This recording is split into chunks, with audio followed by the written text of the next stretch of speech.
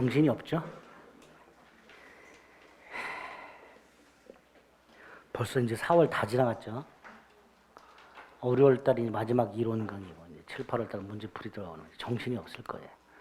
특히 이제 문제풀이 들어가면 그동안에 했던 거 가지고 그 문제 적응하는 훈련을 해야 되기 때문에 더 정신이 없어요. 뭔가 정리될 것 같은데 안 되고 막 그래요. 문제풀이 들어가면. 그러니까 자칫 잘못하다가 그동안에 알고 있었던 거 막 다 틀어지는 느낌이 드는 게 7, 8월 달입니다. 정신 바짝 차리시고 지금부터는 진짜 주위의 어떤 그 고난에도 흔들리지 않는 평정심과 인내력 이런 게 필요합니다. 꼭 참고 하셔야 돼요. 180페이지에 보면 등기의 일반적 효력이라고 되는데 여기서 말하는 등기는 본등기를 말합니다. 가등기는 앞에서 이미 봤고요. 본등기 효력을 말합니다. 186조의 적용에 따라 권리 변동의 효력이 생기고요. 부동산 인차권 같은 채권은 등기하면 대항력이 생기죠. 한번 등기가 되면 순위가 확정이 될 것이고요. 다만 등기의 공신력은 인정이 안 되죠. 그다음에 등기의 점유적 효력이라고 해서 이거는 등기부 취득시효에서 말하는 겁니다. 아까 점유취득시효가 20년 점유해야 되잖아요. 근데 등기부 취득시효는 10년 등기된 상태에서 10년을 점유하면 돼요. 즉 10년 등기가 10년 점유를 대체하는 효력이 있다. 그걸 등기의 점유적 효력이라고 부르는 거예요, 보통. 자, 중요한 게 등기의 추정적 효력입니다. 자, 여기서 먼저 첫째 추정이라는 건 소송에서 중요한 개념이라고 그랬어요. 두 번째 추정이 어떤 의미라고 그랬죠? 소송에서는 자신이 승소하고자 한다면 자신이 주장하는 바를 증명을 해야 된다고 그랬어요. 그죠? 그게 소송에서 이기는 방법이에요.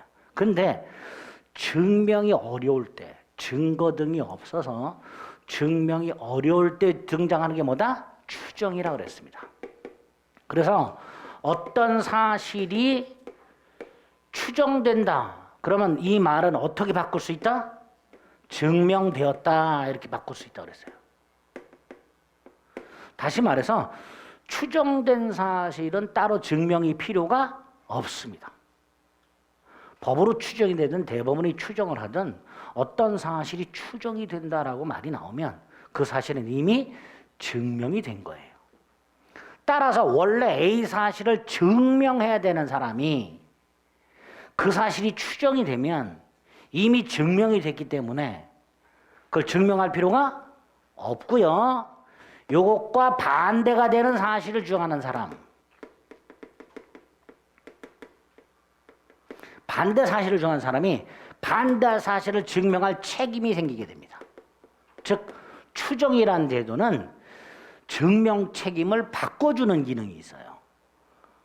원래는 갑이 A 사실을 증명해야 되는데 그 A 사실이 추정이 되면 그 A 사실은 증명이 된 거고 그 A와 반대가 되는 사실을 주장하는 사람이 그 반대 사실을 증명할 책임이 생기게 됩니다.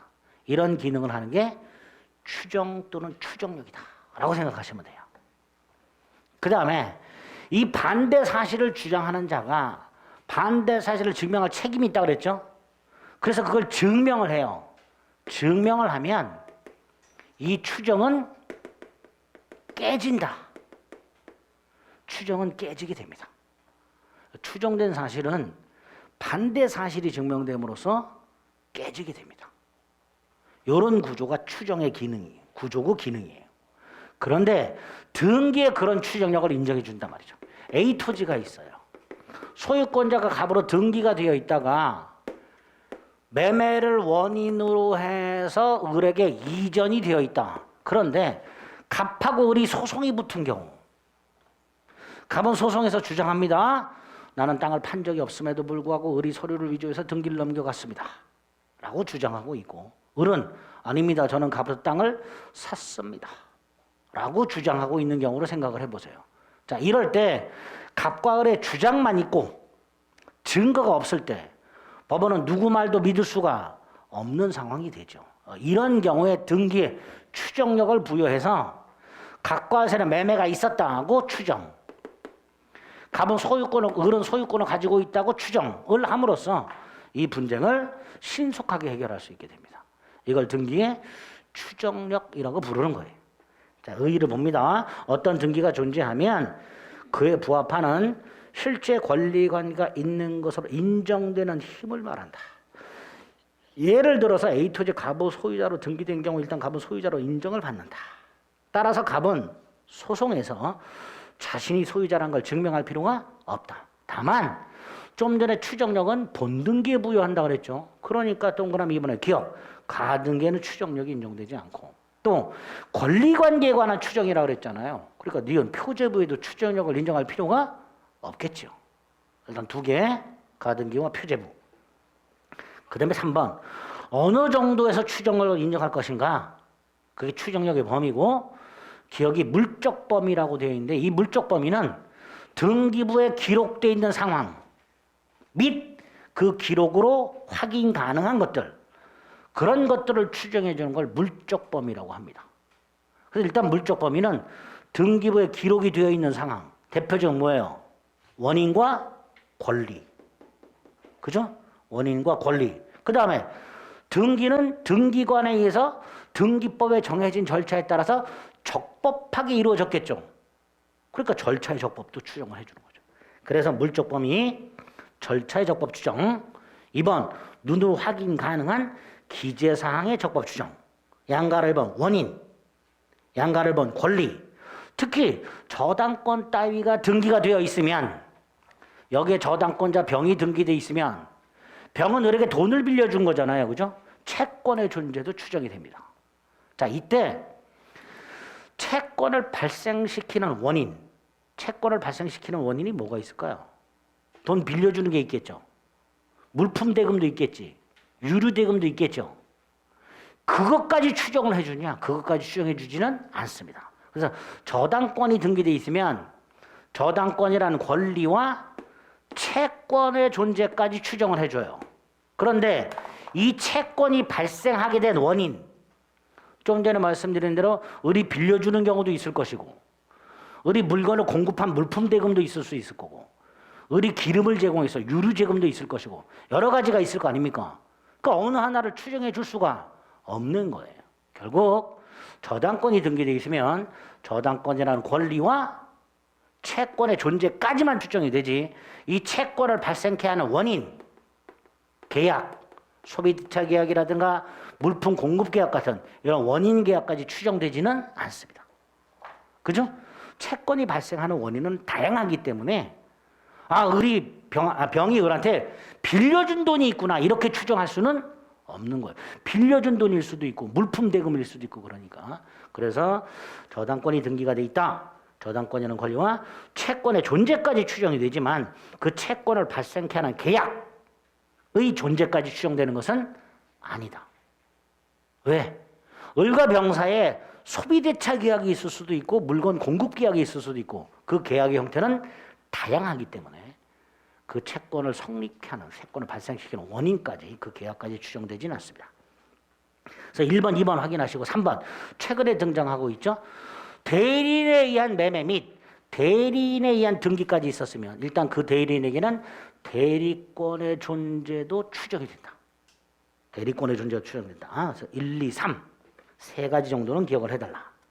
다음 페이지에 보면 인적에서 끝났죠. 인적 범위를 말하는데요. 인적 범위는 누가 누구에게 주장할 수 있는가의 문제예요. 자, 여기서는 을을 기준으로 봅니다. 을. 현재 등기명인 을을 기준으로 나는 소유자로 추정된다 라고 주장할 수 있겠죠. 등기명의인이 주장할 수 있습니다. 당연합니다. 또 하나 병의 입장에서 보면 누구를 소유자라고 믿었어요? 을. 그러니까 병도 주장할 수 있는 거예요. 나는 을의 소유자라고 믿었고 을에게 돈을 빌려준 거다. 을은 소유자로 추정되지 않냐? 제3자도 주장할 수 있는 거예요. 즉 등기명인 을뿐만 아니라 제3자도 추정력을 주장. 여기서 소송에서 주장하는 걸 원용이라고 합니다. 소송에서 주장하는 걸 뭐라 한다고요? 원용. 따라서 원용할 수 있다. 이런 말이 나올 수 있습니다.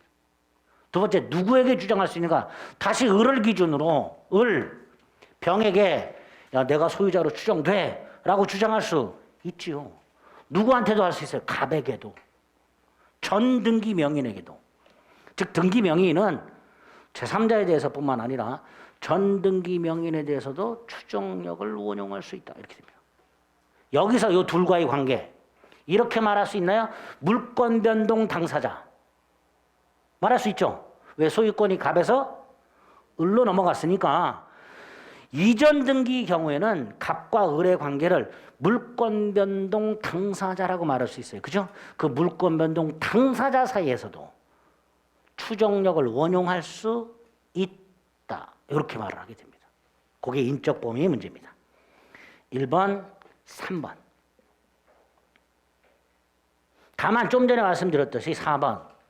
반대 사실이 증명이 되면 추정력이 깨진다 그랬죠. 근데 그 반대 사실은 누가 증명해야 돼요? 반대 사실을 주장하는 자가. 그럼 여기 보세요. 을은 매매를 통해서 소유권을 취득한 걸로 추정이 되죠. 반대 사실이 뭐예요? 매매한 적이 없고 을은 소유자가 아니다. 그걸 누가 주장할까요?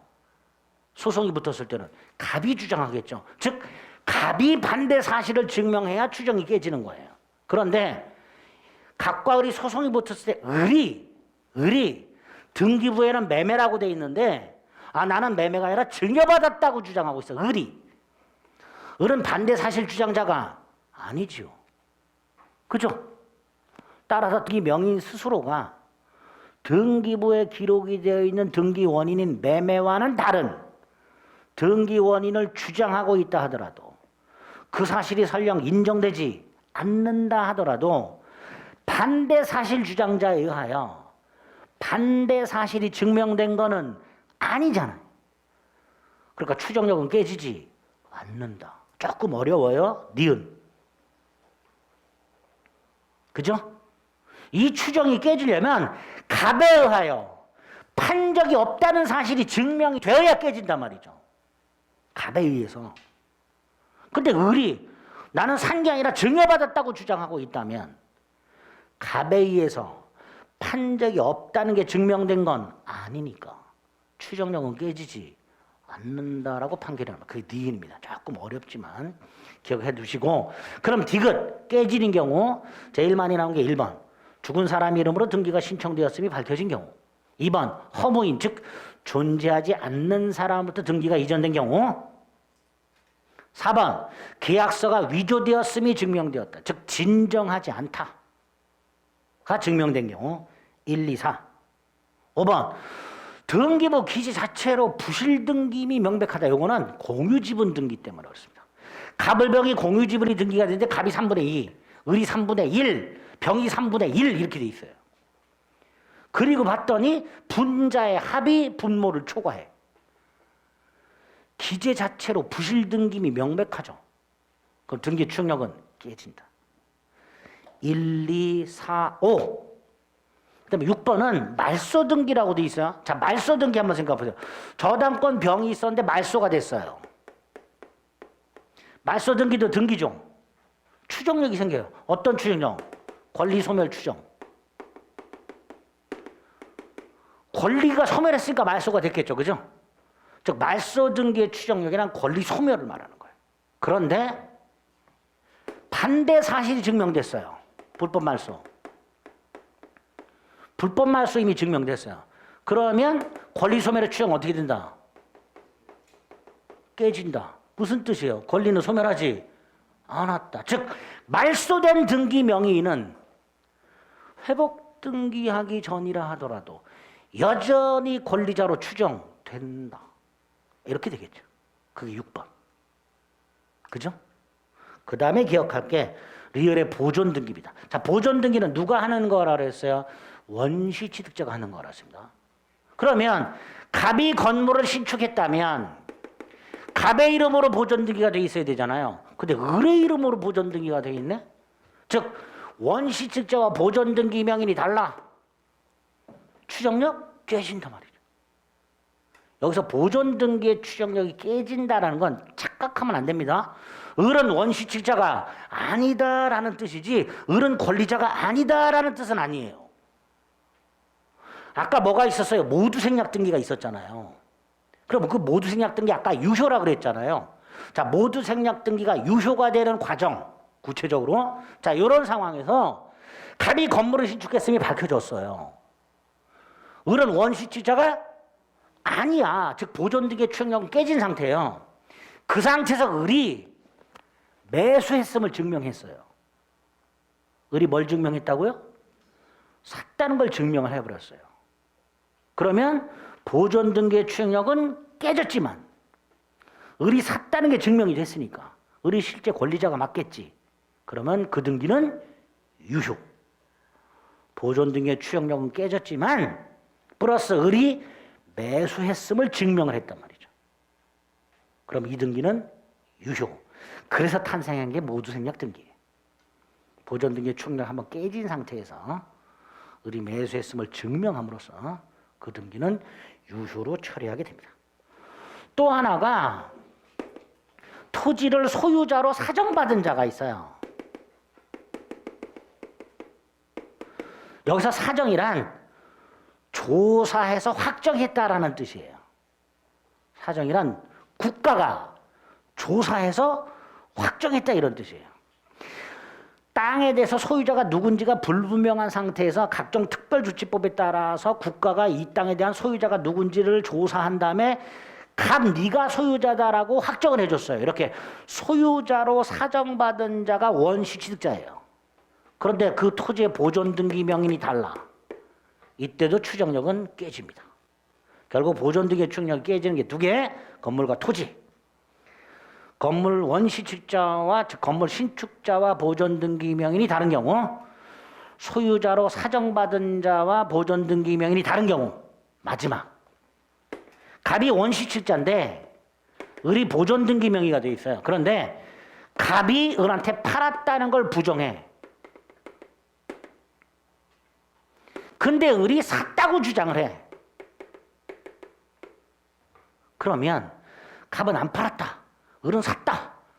두 사람의 주장을 합치면 을은 원시취자가 아닌 건 분명해졌죠. 왜? 을이 샀다고 주장하고 있으니까 을이 약간 멍청한 놈이야. 가만히 있으면 될 거를. 그죠? 그럼 추정은 깨지는 거죠, 일단. 여기서 이걸 생략하고 출제를 하기도 합니다. 보존등기 명예에서 전 소유자가 양도사실을 부정하는 경우, 이때도 보존등기 추정력은 깨진다. 세 가지. 보존등기 추정력 깨지는 것 182페이지 리을에 1번, 2번, 오른쪽 3번. 소유권 보존등기 경우에 현등기 명인에게 소유권이 있는 것으로 추정됨이 원칙이긴 하지만, 즉 을에게 소유권이 있는 걸로 추정되는 게 원칙이지만 현등기 명의자가 양도받았다고 주장하고 전 소유자는 판 적이 없다라고 주장하고 있는 경우, 그죠? 그럴 때도 보존등기 추정력은 깨지게 됩니다. 자, 5번 추정력의 효과는 뭐예요? 일단 적법한 권리자로 추정이 되니까 그 사람이 증명할 필요가 없고 그걸 다투는 자가 책임을 부담하게 됩니다. 마지막으로 니은의 부수 효과가 되어 있는데 1번 특히, 자, A 토지가 있어요. 소유자가 갑으로 등기가 되어 있어요. 을이 갑하고 거래합니다. 자, 이때 이 땅을 거래할 때 등기부 확인하겠죠? 그죠? 신분증 확인하겠죠? 그죠? 일치 여부 확인하겠죠? 인감 확인하겠죠? 등기권리증 확인하겠죠? 다 확인하겠지? 다 확인하면 을은 철석같이 갑을 뭐라고 믿어요? 소유자라고 믿겠죠? 자, 을이 갑하고 거래하는데 갑이 등기명인이야. 을이 갑을 소유자라고 믿어. 자, 여기서 믿어. 왜 믿는다고요? 확인을 다 했으니까 믿어요. 갑이 잘생겨서 믿나? 갑이 말빨이 좋아서 믿나? 아니야. 확인을 다 했기 때문에 믿는 거야. 즉 을이 등기 내용을 신뢰한다는 것은 이미 확인할 건 전부 확인했다라는 뜻이에요. 근데 문제가 생겼어. 갑이 권리자가 아니야. 을이 이 사실을 알았을까? 몰랐겠죠. 선이. 조사 다 했죠. 무과실. 이렇게 되죠. 즉 등기 내용을 신뢰했다라는 건 설령 그 등기가 무효라 하더라도 그 무효 등기에 대해서 선의 무과실로 추정이 되는 겁니다. 그게 1번 판례죠. 그래서 1번 판례에서 핵심이 신뢰. 두 번째 절 믿고 이렇게 돼요. 믿고. 다시 한번 괜히 믿는 게 아니라 그랬어요. 조사를 다 했고 확인을 다 했기 때문에 믿는 거라 그랬어요. 그죠? 그래서 선의무과실. 반면에 2번 내용을 조사하지 않은, 그럼 뭐예요? 선이지만 뭐가 있는 거야? 과실이 있는 거죠. 3번은 뭐예요? 부동산을 거래하는 사람은 등기부 떼봐요, 안 떼봐요? 떼봐죠. 그러니까 등기부에 어떻게 무엇이 기록이 되어 있는지는 이미 알고 있는 거죠. 나중에 갑하고 을이 소송이 붙었는데요. 이 을이 병신같이 소송해서 이렇게, 판사님 저는요 등기부 확인 안 했어요. 이렇게 멍청하게 말한 거야. 그랬더니 판사가 뭐라 그래요? 말 같지도 않은 소리 하지 마라. 부동산 거래하는 사람이 등기부도 안 보고 거래하는 사람이 어딨냐? 거짓말 하지 말아라. 너는 이미 등기부에 뭐라고 기록이 되어 있는지 그 내용 자체는 이미 알고 있었던 거다. 그게 3번. 그죠? 그렇게 세 가지 판례를 구별하시되 특히 1번 판례는 자주 등장하니까 부조 효과로 기억해 주시면 되겠습니다. 여기까지가 부동산 물권 변동에 관련된 등기와 관련된 내용들입니다. 제일 자주 출제되는 부분들이니까 앞에서 봤던 이중 보존 등기부터 여기까지는 철저하게 체크해 드린 걸 머릿속에 담아 두셔야 됩니다. 동산 물권 변동은 필요가 없고요. 다만 한 장을 넘겨보면 3번에 선의 취득이 있습니다. 조문만 간단히 확인해 두시면 됩니다. 평온하고 공연하게를 가로로 묶고요. 선이 앞으로 화살표를 쳐서 꽂아달라 그랬어요. 공연하고 평온하고 공연하게를 가로로 묶어서 선이 앞으로 이렇게 화살표를 꽂아주세요. 그리고 읽으시면 됩니다. 이렇게 동산을 양수한 자가 평온하고 공연하게 선이며 과실 없이 동산을 점유하는 경우, 이렇게 읽어주시면 돼요.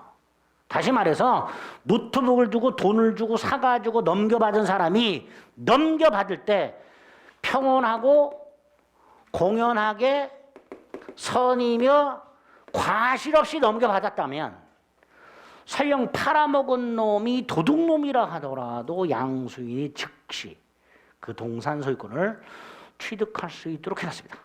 이걸 동산 선의 취득이라고 부릅니다. 일단 조문만 그렇게 확인해 주시면 되겠습니다. 그 다음에 185조 5페이지에 보면 기타 지상물에 관한 물권 변동이라고 뭐 임목이 있고 뭐 농작물에 관련된 명인 방법 등등이 나와 있는데 자만 올 때 읽어보시면 되고요. 186페이지 물권의 소멸도 있습니다. 소멸 사유가 쭉 나오는데요. 그 중에서 양가로 2번 소멸시효. 원래 소멸시효는 주로 채권에 적용이 되는데요. 물권에도 소멸시효가 적용되는 게 두 가지가 있습니다. 지성과 지역권. 두 가지는 20년간 행사하지 않으면 소멸하도록 되어 있습니다. 즉 소멸시효에 걸리는 물권 두 개, 지상권과 지역권. 그다음에 양가로서 한번 물권의 폭이라고 되어 있죠. 첫째, 물권의 폭이는 단독행위, 즉 법률행위입니다. 예를 들어서 갑소유 A 토지에 지상권자 을이 있었는데 을이 이걸 포기해요. 그럼 지상권 소멸하겠죠. 자, 이때 말소 등기를 해야 소멸하는지 말소 등기 없이 소멸하는지, 즉 186조가 적용이 되는지 187조가 적용되는지 문제가 되는데 몇 조가 적용될까요? 186조가 적용됩니다.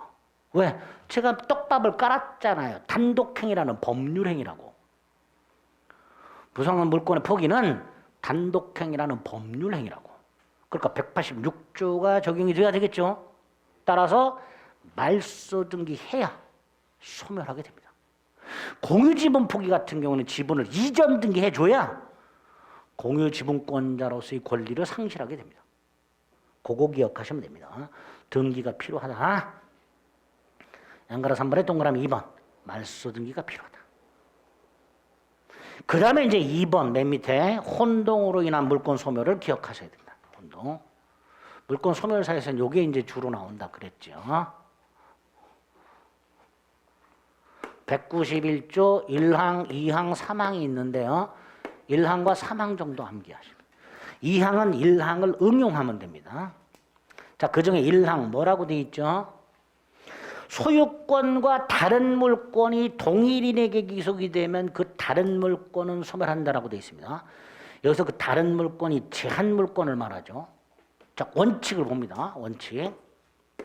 소유권과 다른 물권이 동일인에게 기속이 됐다. 갑소유 땅이 있다. 지상권자 을이 있다. 근데 을이 이 땅을 사버렸다. 그래서 뭘 취득했다? 소유권을 취득했다. 지상권을 갖고 있던 을이 소유권을 취득해버렸다. 하나의 동일한 물건에 관해서 소유권과 다른 물권, 즉 제한 물권이 동일하게 계속됐으니 다른 물권은 소멸한다. 이게 191조 1항의 본문의 취지예요. 예를 정확하게 숙지하셔야 돼요. 혼동은 예가 나옵니다. 시험지문에. 똑같이 갑소유 땅에 저당권을 갖고 있던 을이 땅에 대해서 뭘 취득해버렸다? 소유권을 취득해버렸다. 저당권을 갖고 있다가 소유권 취득했다. 지상권 갖고 있다가 소유권 취득했다. 똑같지요? 그럼 저당권은 소멸한다. 191조 1항 다시 한번 동일한 물건에서 소유권과 다른 물건이 동일인에게 귀속이 됐으니 그 다른 물건은 소멸한다. 이게 191조 1항 본문 원칙. 자, 예외. 191조 1항 단서. 그 다른 물건이 제3자 권리의 목적인 때는 그러하지 아니하다 소멸하지 않는다. 자, 다른 제3자 권리의 목적. 갑소유 땅에 지상권 을이 있었고 을이 지상권을 담보로 돈을 빌리고 여기다가 병에게 저당권을 설정해 줬다. 그 상태에서 을이 소유권을 취득했다. 이때 요거를 소멸시키면 요놈도 소멸한다.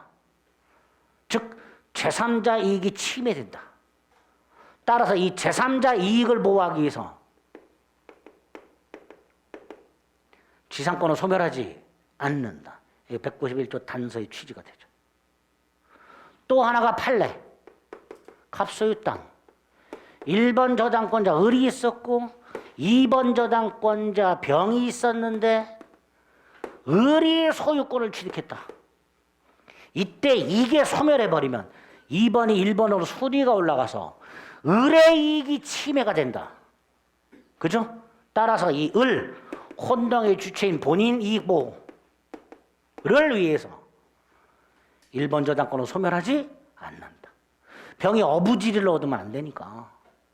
결국 혼동의 소유권과의 혼동으로 소멸해야 되는 권리가 혼동으로 소유권과의 혼동으로 소멸해야 되는 권리가 제3자 권리 목적일 때는 제3자 이익 보호를 위해서 후순위 권리가 존재하면 본인의 이익을 보호하기 위해서 소멸하지 않게 됩니다.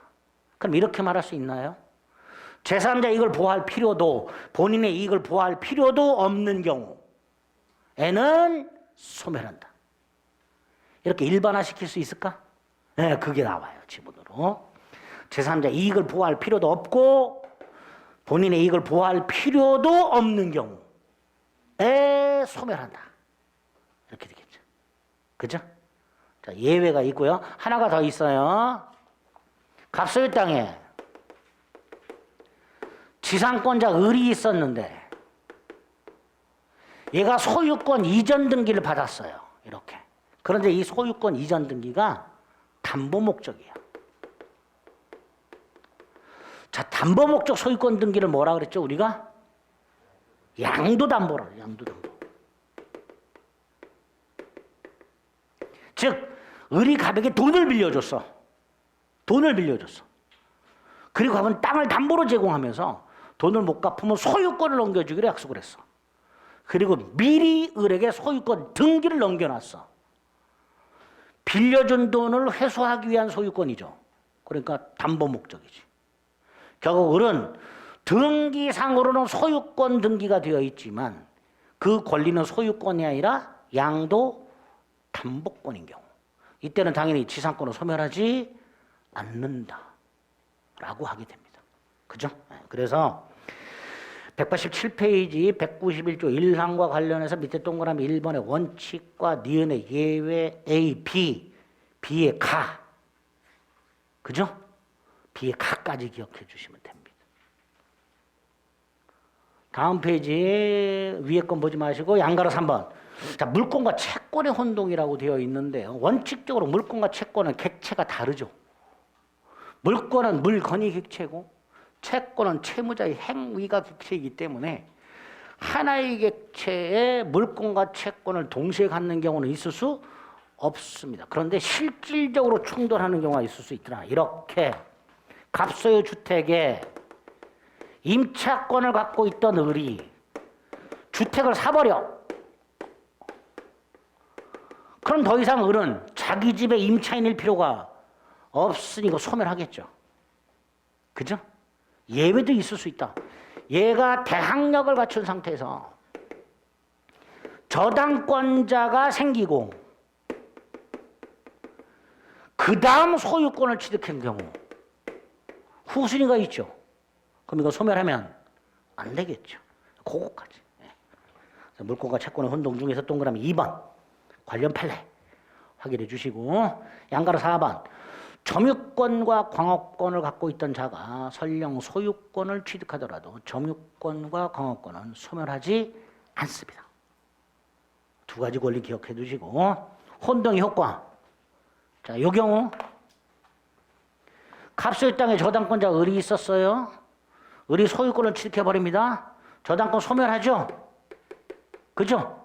여기서 말소 등기를 해야 소멸하는가 말소 등기 없이 소멸하는가의 문제가 생겨요. 또 말소 등기 해야 소멸할까요? 말소 등기 없이 소멸할까요?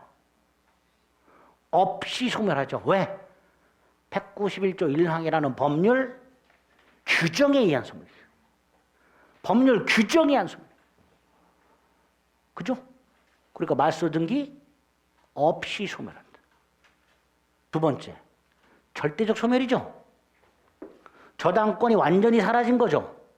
절대적으로 소멸하는 권리는 부활하지 않는 게 원칙이에요. 따라서 소유권이 설령 갑에게 복귀하더라도 혼동 이전 상태로 복귀하더라도 소멸하는 권리는 부활하지 않아요. 이게 원칙이에요. 그런데 문제가 있어. 을의 소유권 취득의 원인 무효야. 을의 소유권 취득이 원인 무효라는 건 혼동이 무효라는 뜻이죠. 그럼 이 권리는 소멸하지 않았어야 되죠. 따라서 이때는 어떻게 된다? 부활한다. 다른 이유에서 소유권이 복귀되더라도 부활하지 않지만 단 을의 소유권 취득이 원인 무효일 때는 부활한다. 판례가 있죠. 오른쪽에. 그거 좀 조심해 주시면 됩니다. 여기까지가 물권법 총론의 내용입니다. 조금 까다로운 게 많았어요. 그죠? 그래도 등기와 관련된 건 2차 등기법하고도 연결이 잘 되니까 철저하게 봐주셔야 됩니다. 자, 강론으로 갑니다. 강론은 누누이 말씀드렸지만 가볍게 처리하세요. 눈 부릅뜨고 공부했다가는 본인만 괴롭습니다. 본인만 괴로워. 등기 절차도 가보면은 소유권이나 이런 것보다도 지상권, 지역권, 뭐 전세권 등기 절차가 더 복잡하잖아요. 그죠?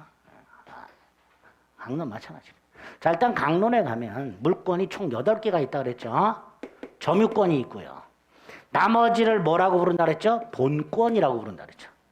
즉, 일단 크게 점유권과 본권으로 나뉜다 그랬어요. 두 번째, 본권의 맏형이 뭐죠? 소유권이죠. 소유권을 제한하는 물권이 있다고 그랬죠? 제한물권. 두 가지가 있죠.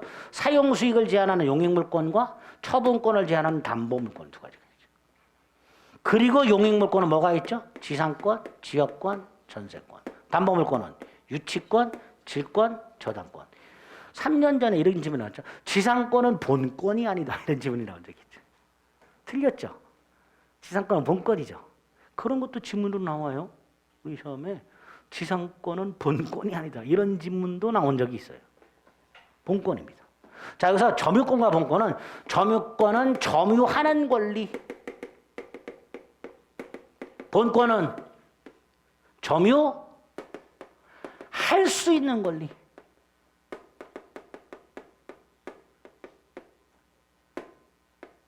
정당하게.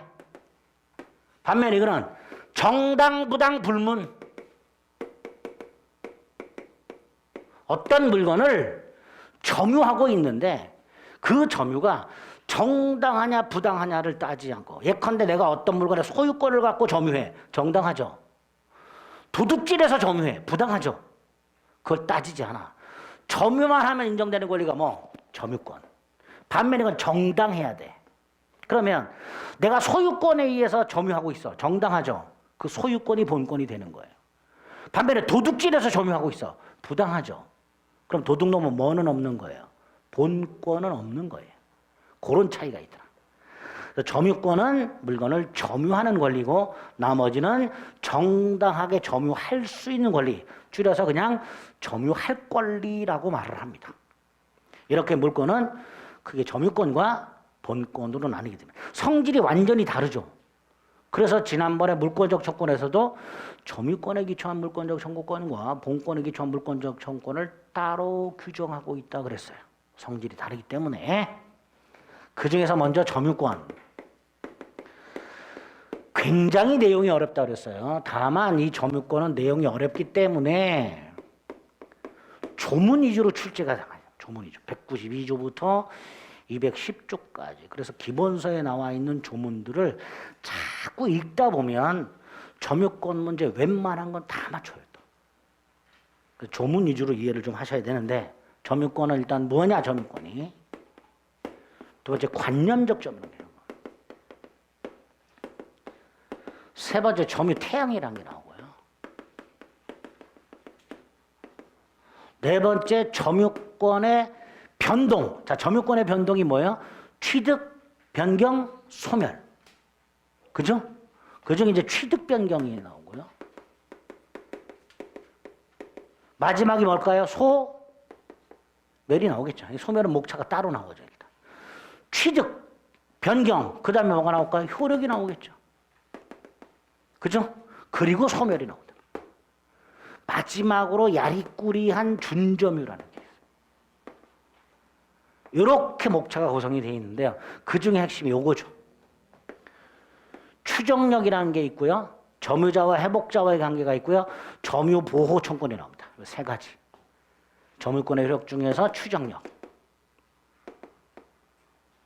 점유자와 회복자와의 관계. 점유 보호 청구권. 이렇게. 여기 이제 점유권의 목차가 됩니다. 흐름을 생각하면 뭐 별거 없어요. 가장 기본이 되는 흐름이 뜻, 취득, 변경, 소멸, 가운데 효력. 이런 것들이 모든 권리의 공통적인 목차입니다. 의, 취득, 변경, 소멸, 효력. 이게 가장 기본이 되는 목차고, 거기 구체적인 내용들이 권리마다 다르다 말이죠. 그걸 강론에서는 주목해서 봐주셔야 됩니다. 자, 먼저 점유권의 뜻. 뭐라고 되어 있죠? 물건을 사실상 점유하는 자는 점유권이 있다. 이렇게. 물건을 사실상 점유하는 자는 뭐가 있다고요? 점유권이 있다. 어디를 먼저 보시냐 하면 점유권 취득에 가면 203페이지 맨 밑에 192조 1항. 물건을 사실상 지배하는 자는 뭐가 있다? 점유권이 있다. 한 장을 넘깁니다. 맨 밑에 192조 2항. 사실상 지배를 상실하면 점유권을 소멸한다. 그죠? 그러면 합쳐가지고 사실상 지배하면 점유권이 있고 사실상 지배를 상실하면 점유권을 소멸하고. 그죠? 결국 점유라는 건 물건을 사실상 지배하고 있을 때 인정되는 힘이다. 여기서 지배가 뭐였었죠? 사용, 수익, 처분. 그럼 사실상의 의미가 뭐라 그랬죠? 이거라 그랬죠.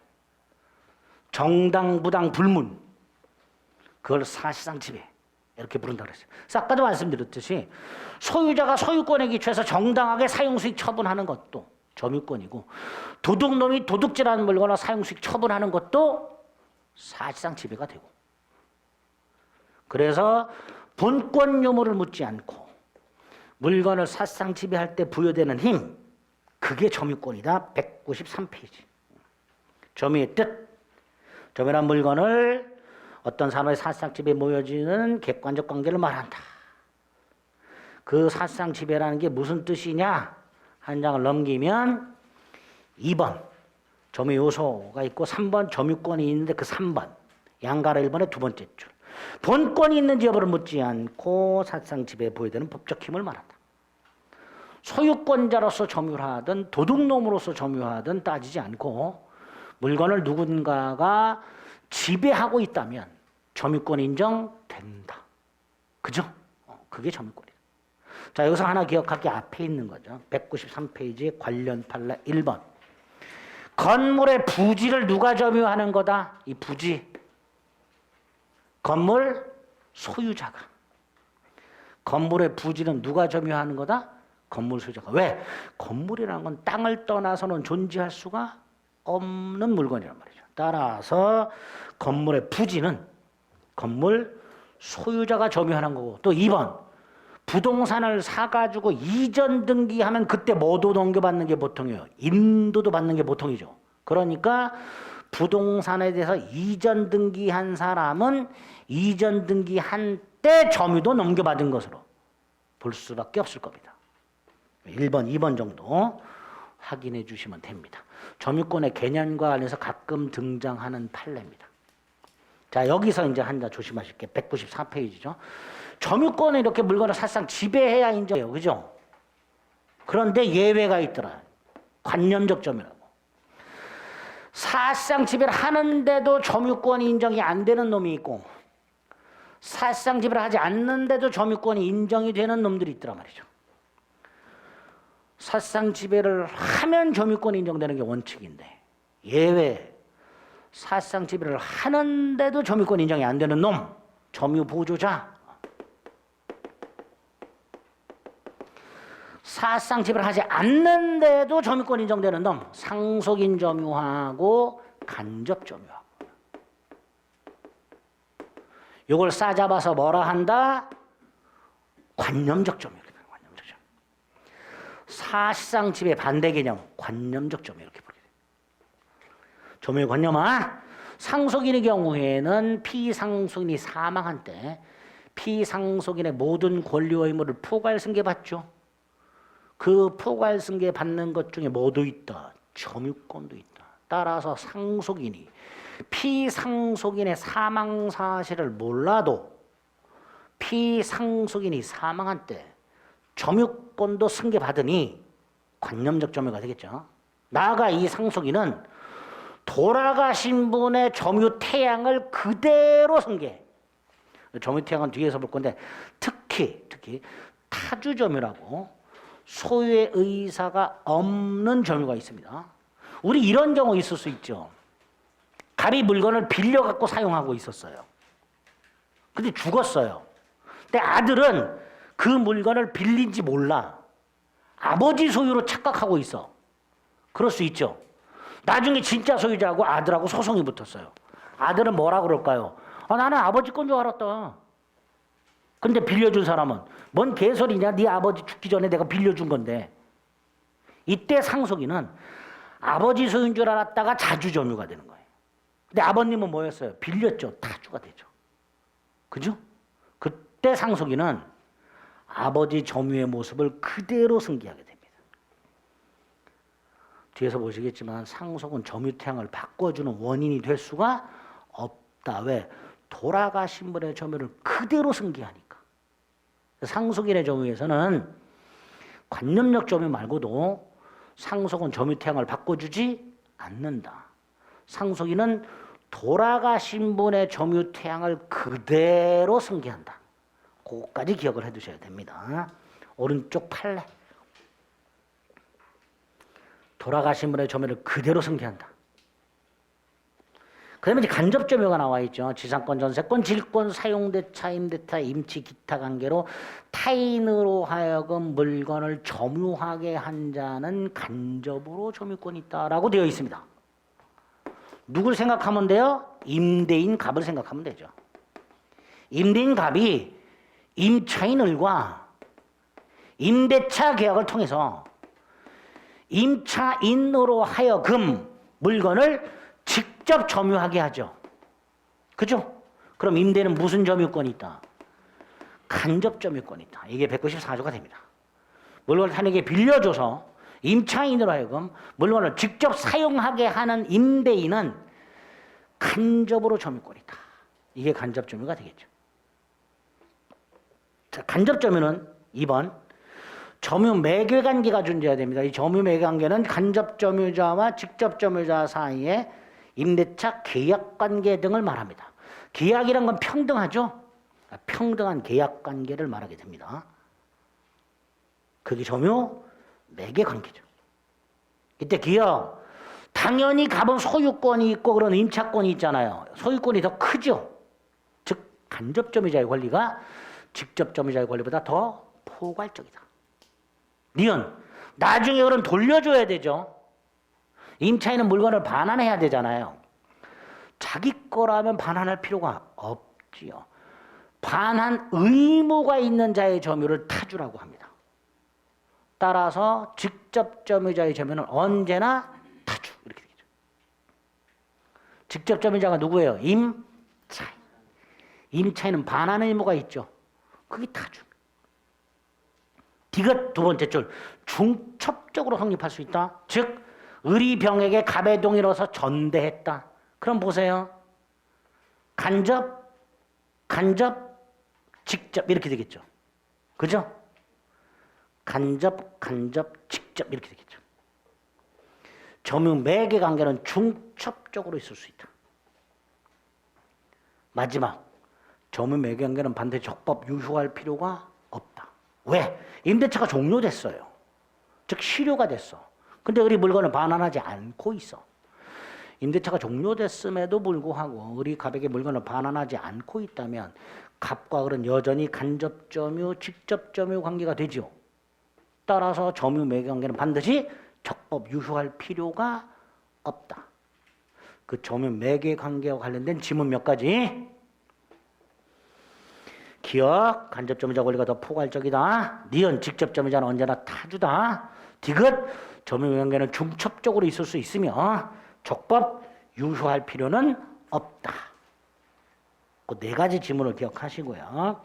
한 장 넘겨서 간접 점유자의 지위가 나왔습니다. 자, 보세요. 간접 점유자.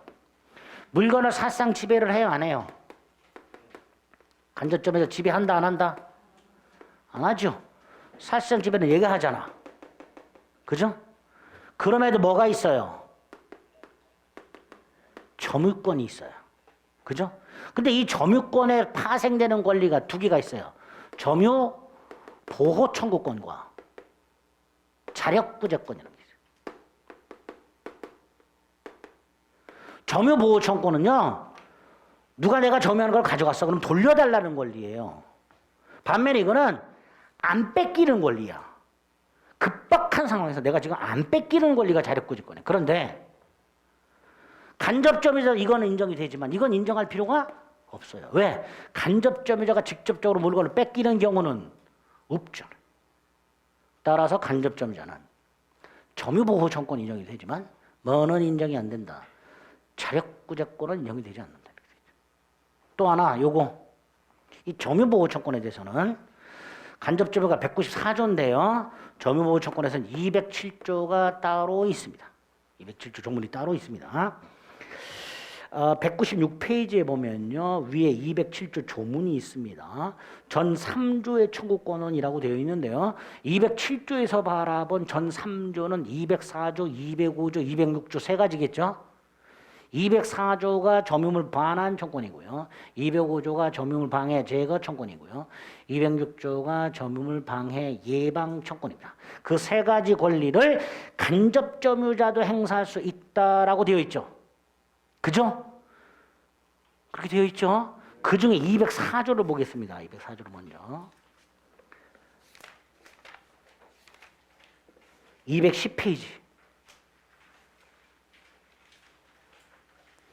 210페이지를 보면 204조 1항에 점유자가 점유에 침탈을 당한 때 점유물 반환 청구할 수 있다고 되어 있죠.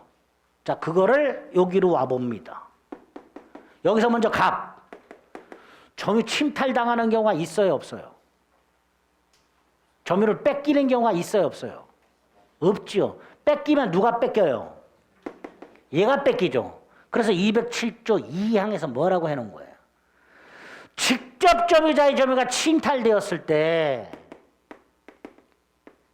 간접 점유자도 점유물 반환 청구할 수 있다라고 되어 있는 거예요. 간접 점유자는요, 물건을 사상 지배하지 않기 때문에 점유를 침탈당할 일이 없어요. 그럼에도 점유물 반환 청구권 인정이 돼요. 그러면 결국 간접 점유자가 점유물 반환을 청구할 수 있는 경우는 자신의 점유를 침탈당한 경우가 아니라 직접 점유자의 점유가 침탈되었을 때 간접 점유자도 점유물 반환을 청구할 수 있도록 207조 2항에서 규정을 두고 있는 거예요. 그러니까 생각해 보세요. 을이 스스로 물건을 넘겨줬어요. 이건 점유 침탈이 아니니까 간접 점유자는 점유물 반환을 청구할 수가 없다라고 하겠죠. 그죠? 소유물 반환 청구하는 별개로. 그래서 196페이지에 가면 중요한 게 나와 있습니다. 동그라미 1번의 기역과 니은. 조문 밑에 동그라미 1번의 기역과 니은. 디귿은 207조. 아까 여기 보세요. 임차인 병의 점유를, 을의 점유를 병이 침탈했을 때 갑도 반환 청구할 수 있다고 그랬죠. 여기서 207조를 보면, 이 항을 보면 갑은 병에게 먼저 을에게 반환할 것을 청구할 수 있고 을이 반환받을 수 없을 때 자기 자신에게 반환할 것을 청구할 수 있도록 1차적으로는 을에게, 안 될 때 나에게 이렇게 되어 있습니다. 지문에 이렇게 나온 적이 있어요. 직접 점유자의 점유가 침탈되었을 때 간접 점유자는 그 침탈자를 상대로 직접 점유자 또는 자기 자신에게 반환할 것을 청구할 수 있다. 이렇게 출제가 된 적이 있습니다. O일까요? X일까요? X죠. 또는이 아니죠. 을 또는 자기 자신에게 반할 것을 청구할 수 있는 게 아니에요. 둘 중에 하나 선택하는 게 아니야. 먼저 을에게, 안 될 때 나에게. 따라서 을 또는 나에게 그럼 틀린 지문이 되는 거예요. 207조를 다시 한번 볼까요? 2항 196페이지. 직접 점유자가 침탈당했을 때 간접 점유자는 그 물건을 직접 점유자 또는 자기 자신이 아니라 먼저 직접 점유자에게, 안 될 때 자기 자신에게 이렇게 되어 있잖아요. 그죠?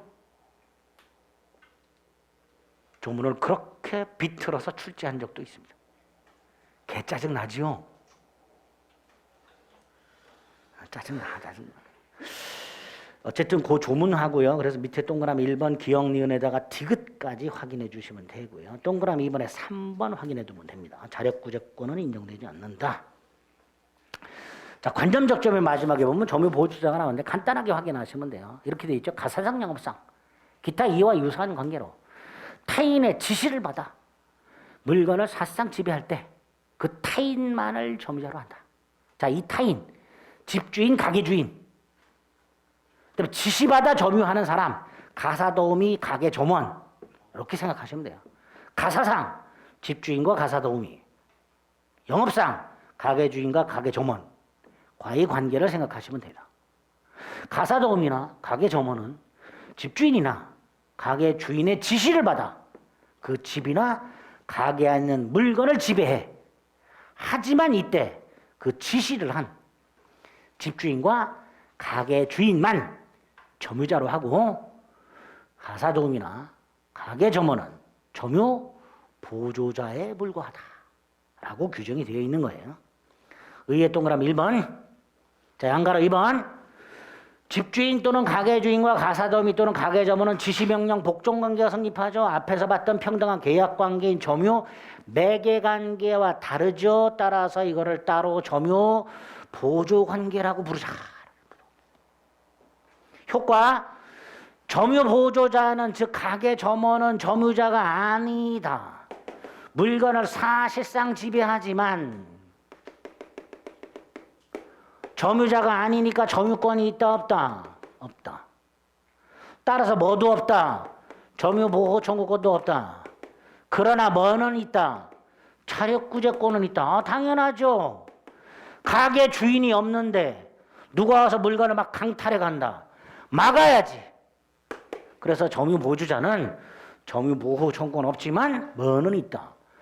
자력구제권이 있다. 그렇게 봤더니 점유 보조자와 간접 점유자는 그 법률상 지위가 정반대 있죠. 정반대 있게 됩니다.